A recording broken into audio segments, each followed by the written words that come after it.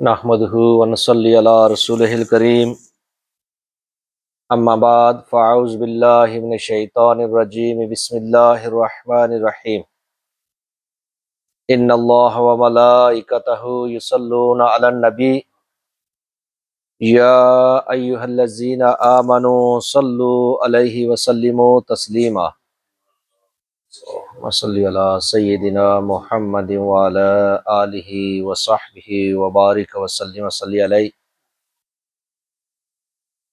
اللہ سبحانہ و تعالیٰ کے فضل و کرم سے آج ہم بنی اسرائیل کے ایک اور نبی حضرت دانیال علیہ السلام کا ذکر کریں گے۔ آپ کے بارے میں کوئی خاص آپ کا وقت کا معلوم نہیں کہ آپ کس خاص زمانے میں تھے، لیکن اتنا ہے کہ آپ بنی اسرائیل کے انبیاء میں سے تھے،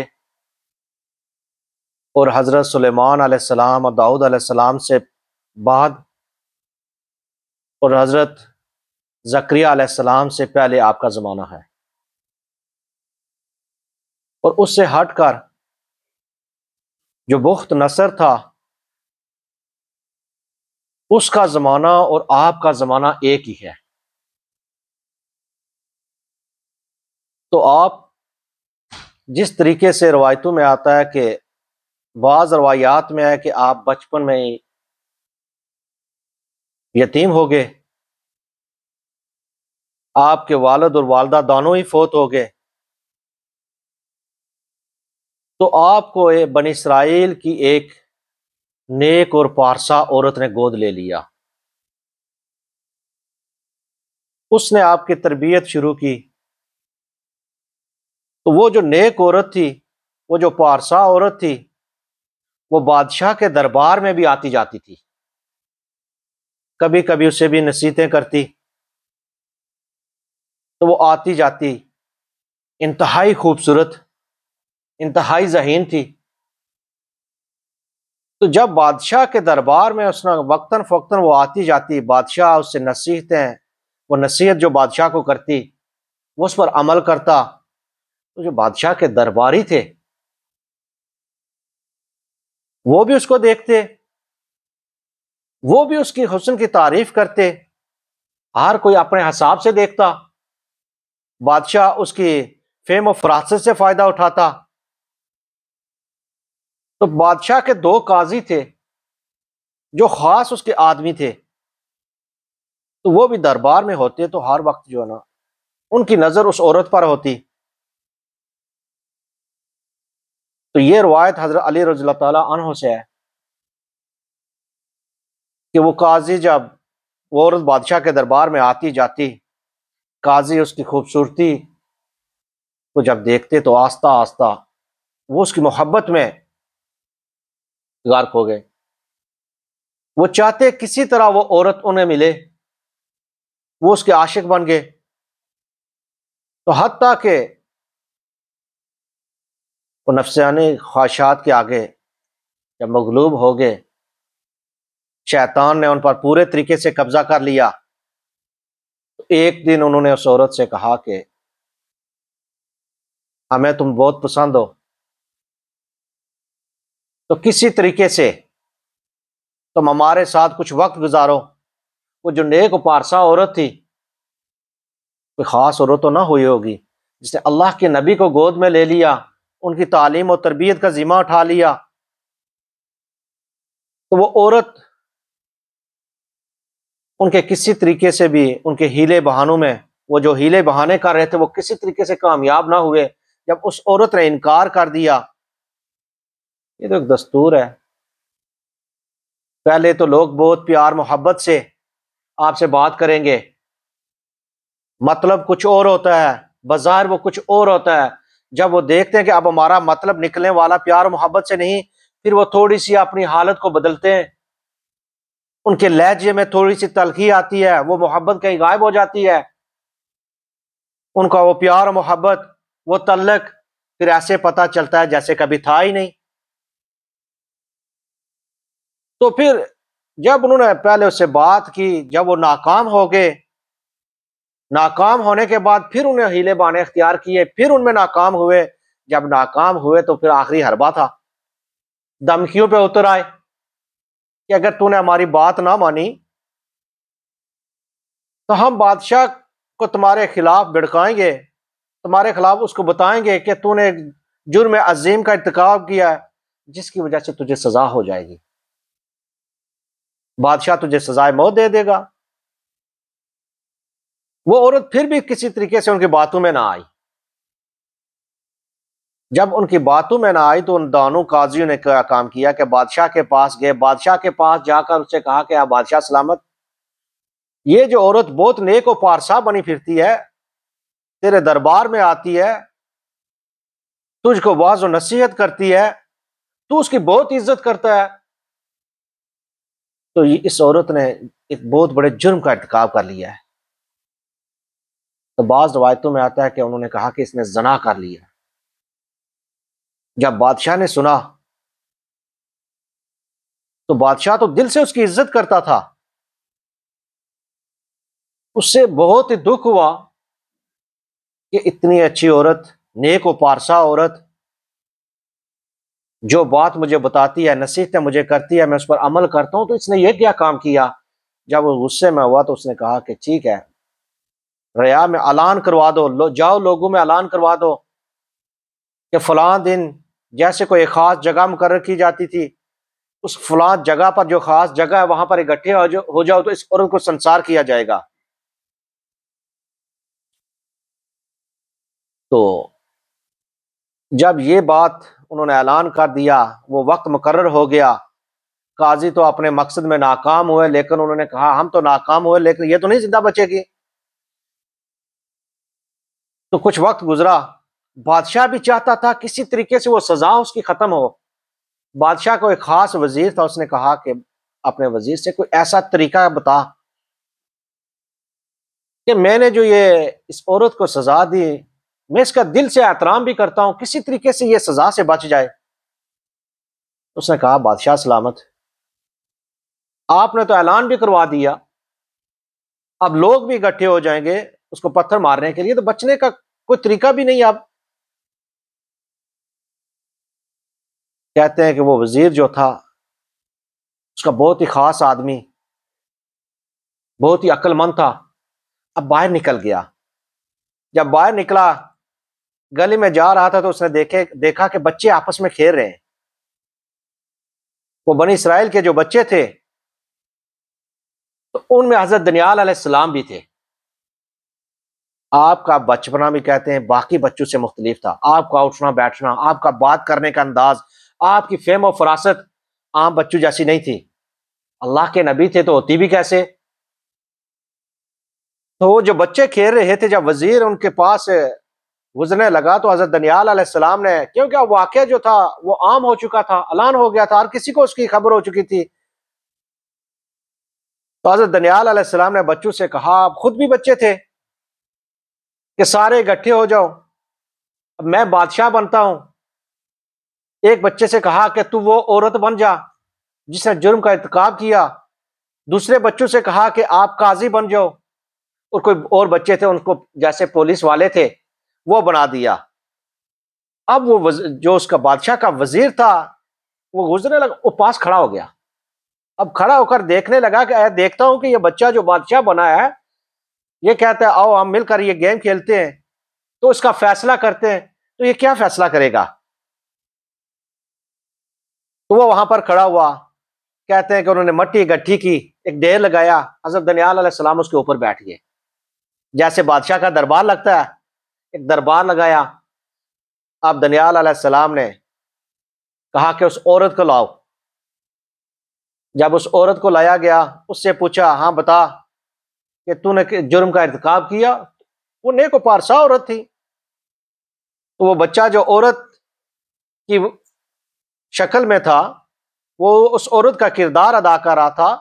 اس نے کہا کہ بادشاہ سلامت، میں نے تو کوئی کسی قسم کا کوئی جرم کا ارتکاب نہیں کیا، یہ تو مجھ پہ الزام ہے، اب ثابت کرنے کے لیے گواہ بھی چاہیے، تو وہ کہاں سے لاتی؟ اس سے پوچھنے کے بعد آپ نے اپنے جو پولیس والے بنائے تھے ان سے کہا کہ اس عورت کو لے جاؤ. اب دوسرے سے کہا کہ جاؤ ایک قاضی کو لے آؤ اور دوسرے قاضی کو دور لے جاؤ. اب جب قاضی کو لایا گیا، جو بچہ قاضی کا کردار ادا کر رہا تھا اس کو پکڑ کر لایا گیا بادشاہ حضرت دانیال علیہ السلام کے سامنے. آپ بادشاہ کا کردار ادا کر رہے تھے تو وہ وزیر کھڑا حیرانی کے ساتھ دیکھ رہا ہے سارا ماجرا. تو جب آیا دوسرے کو، جو دوسرا قاضی بنایا تھا، وہ دونوں قاضی آپس میں ان کا تعلق تھا، ان کا مقصد پورا نہ ہوا تھا، دونوں نے مل کر وہ الزام لگایا تھا، اس کو دور لے بھیج دیا تاکہ وہ آواز تک نہ سن سکے. اب اس قاضی سے پوچھنے لگے کہ قاضی، اب بادشاہ کا کردار ادا کرتے، قاضی سے پوچھا کہ بتا کہ تو نے اس عورت کو یہ جرم کرتے ہوئے دیکھا؟ جب دیکھا تو کون سا وقت تھا؟ کوئی وقت تو ہوا ہوگا. اس نے کہا یہ تھا. آپ نے پھر پوچھا جگہ کون سی تھی؟ اس نے کہا فلاں جگہ تھی. اب پوچھا کہ وہ بندہ کون تھا جس کے ساتھ اس نے یہ جرم کا ارتکاب کیا؟ تو اس قاضی نے کہا فلاں بندہ تھا، کیونکہ وہ سارا انہوں نے الزام لگایا تھا. انہیں تو اپنی کامیابی پر پورا یقین تھا کہ بادشاہ کو جو کچھ ہم بتائیں گے، ہم قاضی ہیں اتنے بڑے. آج بھی جب چیف جسٹس ہوتا ہے کہ اس کو بھی فخر ہوتا ہے جو میں نے فیصلہ کر دیا، غلط کیا صحیح کیا کون پوچھنے والا ہے. اسی وجہ سے یہ سارا کچھ نظام میں خلل آ جاتا ہے، سارا تباہ و برباد ہو چکا ہے. انہوں نے اس جو پولیس کا کردار ادا کر رہے تھے بچے، ان سے کہا کہ اس قاضی کو پکڑ کر دور لے جاؤ اور جو دوسرا قاضی ہے اس کو واپس لے آؤ. آپ ان بچوں نے ایسا کیا. جب وہ قاضی لے کر آئے تو جب دوسرا قاضی آیا تو وہی سوال جو پہلے قاضی سے کیے تھے دانیال علیہ السلام نے اس دوسرے قاضی سے دہرائے. جب دوسرے قاضی سے وہی سوال کیے کہ وقت کیا تھا، وہ جگہ کون سی تھی، آدمی کون سا تھا، انہیں تو یقین نہیں تھا. وہ تو ایک وزیر وہاں پر کھڑا دیکھ رہا ہے، اصل تو وہ بادشاہ کے دربار میں تھے. تو اس نے کہا یہ وقت تھا، یہ جگہ تھی، وہ فلاں بندہ تھا. جو پہلے نے کہا اس نے اسے الٹ کر دیا. تو اب آپ نے کہا کہ اس قاضی کو بھی لے جاؤ، تو میں اپنا فیصلہ سناتا ہوں. ان دونوں قاضیوں کو سزائے موت دی جاتی ہے. اس نیک عورت کو، اس پارسا عورت کو بری کیا جاتا ہے کیونکہ انہوں نے اس پر الزام لگایا.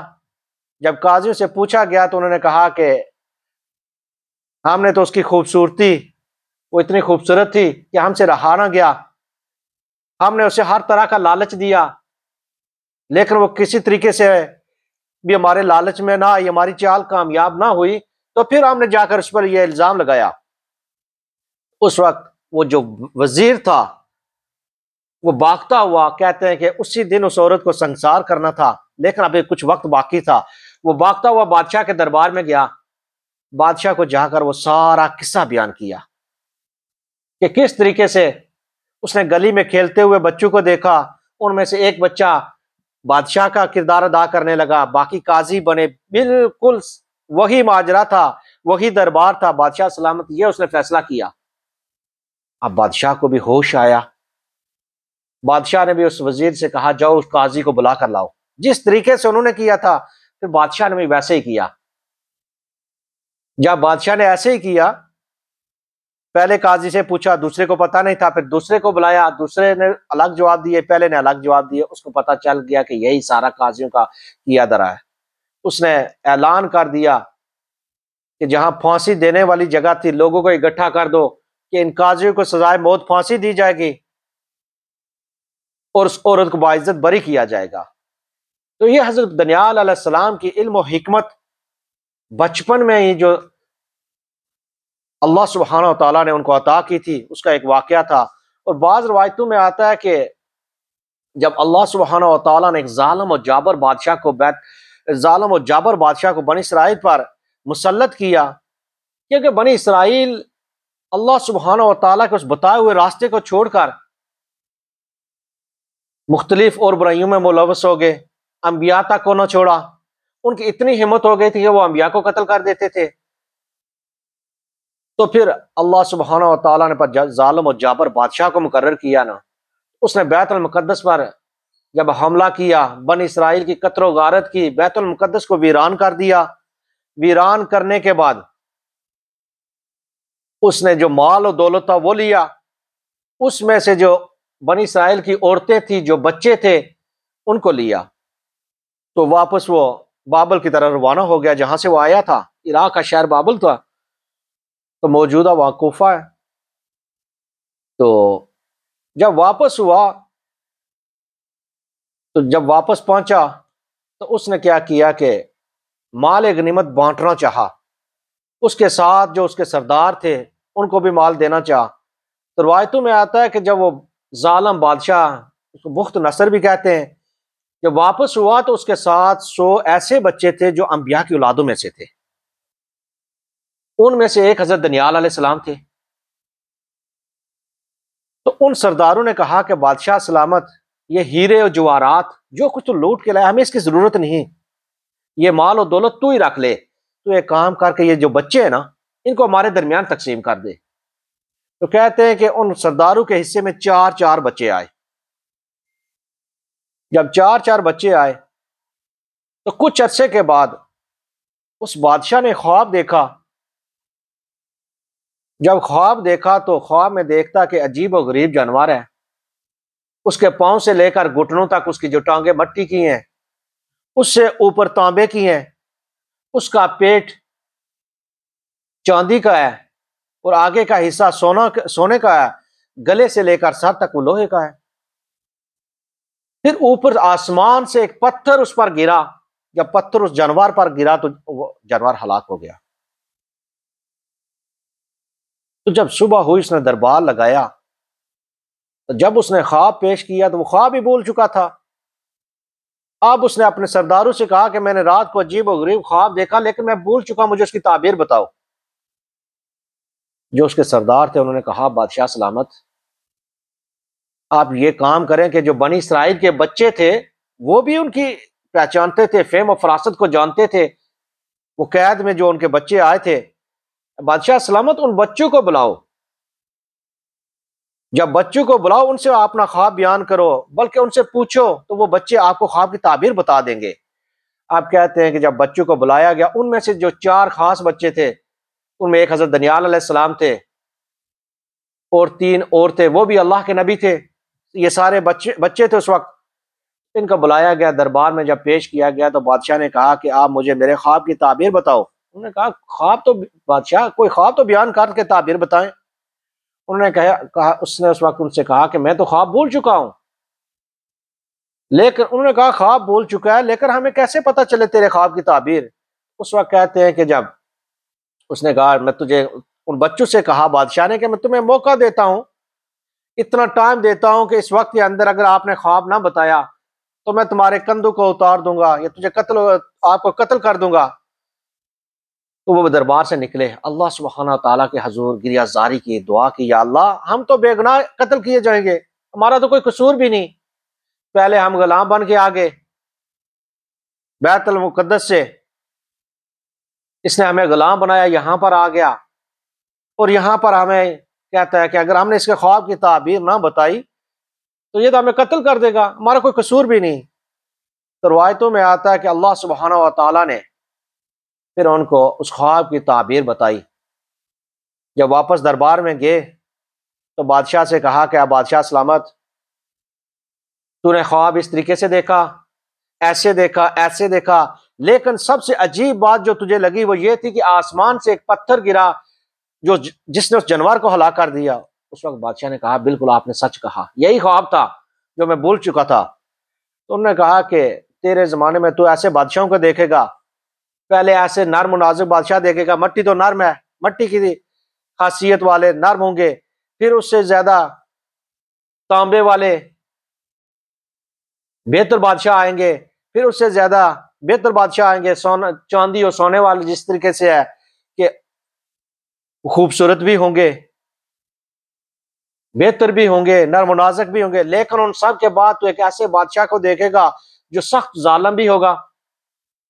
اب لوہے کی خاصیت کیا ہے؟ وہ سخت ہوتا ہے، لیکن اصل چیز جو تو نے دیکھی کہ آسمان سے ایک پتھر گرا اور اس جانور کو ہلاک کر دیا، وہ ایک اللہ کا نبی ہوگا جو آئے گا اور ان سب کو وہ تباہ کر دے گا۔ تو اس وقت اس کے جو سردار تھے اس نے کہا بادشاہ سلامت، ہم نے تجھے پہلے ہی کہا تھا یہ کوئی عام بچے نہیں، جب سے ہم ان بچوں کو لائے ہیں ہماری بیویاں تک ہم سے متنفر ہو گئی ہیں، وہ ان بچوں کی طرف زیادہ رغبت رکھتی ہیں، وہ ہم سے نفرت کرتی ہیں، تو ایسا کام کر کے ہمیں حکم دے، ہم ان بچوں کو قتل کر دیں یا تو ان بچوں کو واپس ان کے ملک میں بھیج دیں۔ کہتے ہیں اس وقت اس نے کہا کہ سرداروں سے آپ کو میں اجازت دیتا ہوں جس طریقے سے آپ فیصلہ کریں، لیکن 4 بچوں کے علاوہ وہ 4 جو حضرت ان میں سے ایک حضرت دانیال علیہ السلام بھی تھے، انہوں نے کیا کیا کہ باقی بچوں کو قتل کر دیا۔ اور روایتوں میں آتا ہے کہ بادشاہ نے حضرت دانیال علیہ السلام کو ایک کنویں میں پھینکوا دیا، پہلے وہاں پر اس کنویں کے اندر شیروں کو بھی پھینکا، جو بھوکے شیر اس نے رکھنے کے بعد حضرت دانیال علیہ السلام کو بھی اس کنویں میں پھینک دیا کہ ہوگا کیا، شیر کھا جائیں گے۔ تو جب دانیال علیہ السلام کو اس کنویں میں پھینکا گیا تو شیروں نے آپ کو کسی قسم کا کوئی نقصان نہ پہنچایا، بلکہ وہ آپ کے پاس بیٹھ گئے اور پیر چاٹنے لگ گئے۔ تو جب آپ اس کنویں میں تھے، آپ کو بھی جس طریقے سے باقی لوگوں کو بھوک لگتی ہے، پیاس لگتی ہے، تو بھوک کو پیاس لگتی تھی۔ تو حضرت ارمیا علیہ السلام اس وقت بیت المقدس میں تھے، تو اللہ سبحانہ و تعالیٰ نے آپ کے پاس وحی بھیجی کہ آپ کھانا وغیرہ تیار کریں۔ کھانا تیار کرنے کے بعد آپ وہاں پر دانیال علیہ السلام کو پہنچائیں۔ تو کہتے ہیں کہ حضرت ارمیا علیہ السلام نے اللہ سبحانہ و تعالیٰ سے کہا یا اللہ، میں تو عاجز ہوں، میں تو اتنے دور بیت المقدس کہاں، بابل کہاں، تو میں وہاں کیسے ان کو کھانا پہنچاؤں گا، کیسے پہنچوں گا؟ تو اس وقت اللہ سبحانہ و تعالیٰ نے آپ پر وہی جب بھیجی تو کہا کہ اے نبی، جو میں نے کہا وہ کریں، باقی میرا کام ہے۔ تو اس وقت جب آپ نے کھانا وغیرہ تیار کیا تو اللہ سبحانہ و تعالیٰ نے آپ کے لیے سواری کا بندوبست کیا۔ کہتے ہیں کہ پلک جھپکتے ہی آپ اس کنویں کے کنارے پر کھڑے تھے۔ جب کنویں کے کنارے پر جا کر کھڑے ہوئے تو اندر سے حضرت دانیال علیہ السلام نے آواز دی، کون؟ اس وقت آپ نے کہا کہ میں اللہ کا نبی۔ اللہ سبحانہ و تعالیٰ نے پھر دانیال علیہ السلام نے پوچھا، جیسے آپ کے درمیان میں ایک مکالمہ ہوا، بات چلتی ہے، تو پوچھا کیسے آنا ہوا، کس طریقے سے؟ تو کہا کہ اللہ سبحانہ و تعالیٰ نے آپ کے پاس بھیجا ہے، کھانا دینے کے لیے بھیجا ہے۔ تو آپ نے اللہ سبحانہ و تعالیٰ کی حمد و ثنا بیان کی۔ حمد و ثنا بیان کرنے کے بعد کیسے وہ جو اللہ سبحانہ و تعالیٰ پر کامل بھروسہ کر لے، اللہ سبحانہ و تعالیٰ کبھی اس کو تنہا نہیں چھوڑتا، مصیبتوں میں، پریشانیوں میں، تکلیفوں میں، تنگ دستیوں میں پر بھروسہ کر کے تو دیکھو۔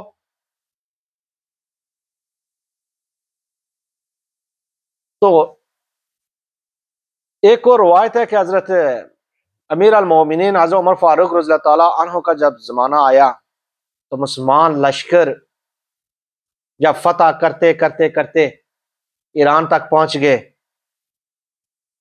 ان میں حضرت ابو موسیٰ اشعری رضی اللہ تعالیٰ عنہ تھے، اس لشکر کی قیادت کر رہے۔ تو کہتے ہیں کہ ہم نے ایک ایسا علاقہ فتح کیا، اس کا نام تھا تستر، بصرہ کے قریب ایک دیہات تھا، ایک وہ علاقہ تھا۔ جب مسلمان اس فوج نے فتح کیا، فتح کرنے کے بعد تستر بھی اس لیے اس کو کہتے ہیں کہ اس کے جو نوح علیہ السلام کے بعد یہ جب علاقہ آباد ہوا جگہ کو، تو پہلے دور میں مختلف تدابیر اختیار کی جاتی تھی حملہ آوروں سے بچنے کے لیے، دشمنوں سے اپنے آپ کو بچانے کے لیے۔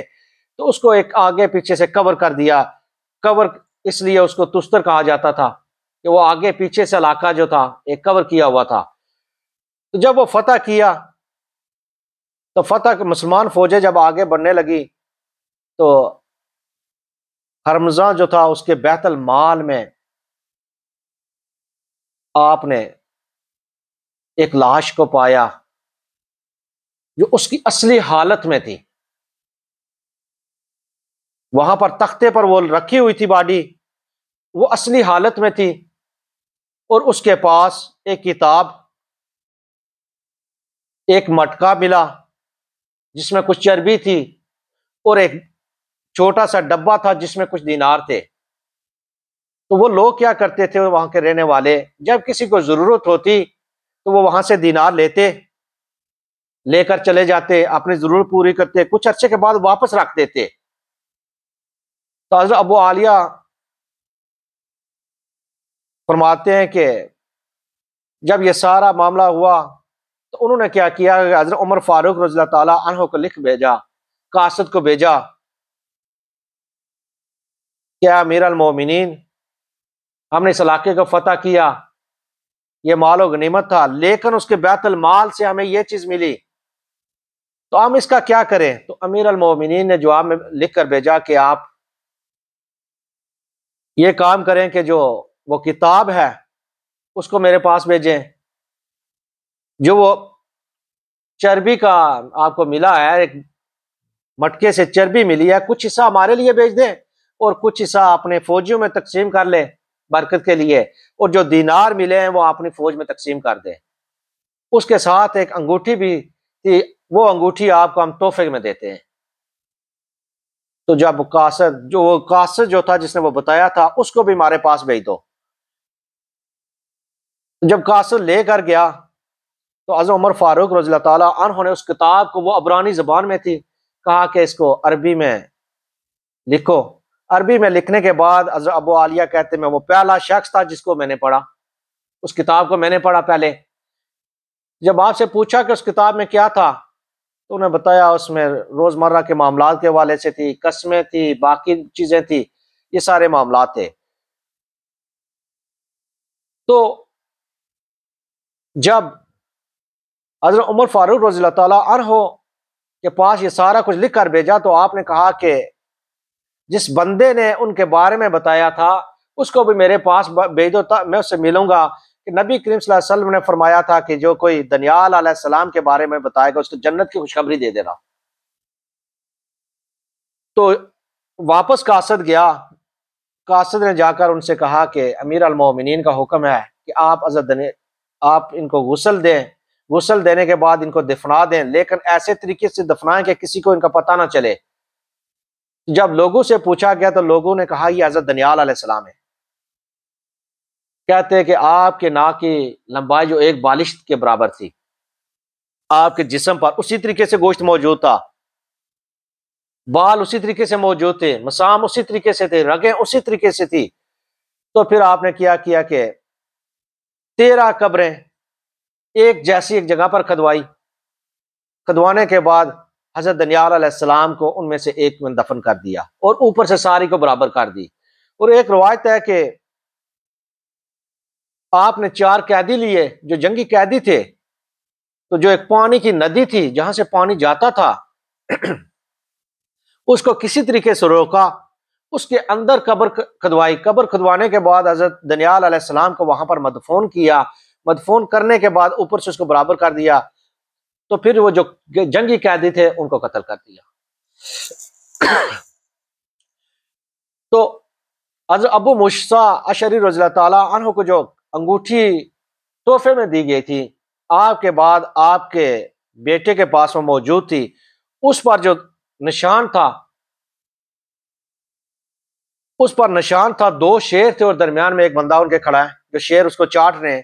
جب یہ انگوٹھی حضرت ابو موسیٰ اشعری رضی اللہ تعالیٰ عنہ کے پاس آئی تو آپ نے اس بستی کے جو علماء تھے ان سے پوچھا کہ یہ انگوٹھی کے اوپر جو نقش ہے اس کا مطلب کیا ہے؟ تو انہوں نے کہا کہ یہ نقش اس بات کی نشانی ہے کہ اللہ کے نبی نے جب وہاں سے رہائی ملی تو یہ نقش اس لیے انگوٹھی پر بنوا دیا کہ جب کبھی بھی میں اس کو دیکھوں تو اللہ سبحانہ و تعالیٰ کی اس نعمت کا مجھے یاد آئے. تو میں اس کا شکر ادا کرتا رہوں۔ ایک اور روایت ہے کہ نجومیوں نے بادشاہ سے کہا تھا کہ اے بادشاہ، آج رات کو ایک بچہ پیدا ہونے والا ہے جس کی وجہ سے تیری سلطنت کو خطرہ ہوگا۔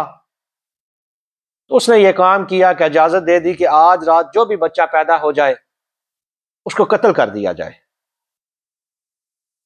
تو جب حضرت دانیال علیہ السلام پیدا ہوئے تو آپ کے گھر والوں نے کیا کیا کہ خفیہ طریقے سے کسی کو پتہ نہ چلے آپ کو اٹھایا، اور جو شیروں کی غار تھی، ایک غار تھی جہاں پر شیر رہتے تھے، وہاں پر جا کر رکھ دیا۔ ان شیروں کے بچے بھی تھے، جب حضرت دانیال علیہ السلام کو وہاں پر رکھا تو وہ شیر اور ان کے بچے آپ کے ساتھ کھیلنا شروع ہو گئے۔ تو آپ وہاں رہے، روایتوں میں ہے کہ 12 سال تک، جب تک آپ اپنا دفاع نہیں کر سکتے تھے آپ وہاں پر رہے۔ اور ان میں سے بعض روایات جو ہیں وہ اسرائیلی کتابوں سے لی گئی ہیں، تو واللہ عالم۔ تو انشاءاللہ تعالی میں اسی پر ختم کرتا ہوں، اگر زندگی رہی تو پھر آگے بیان کیا جائے گا۔ وما الا البلاغ المبین۔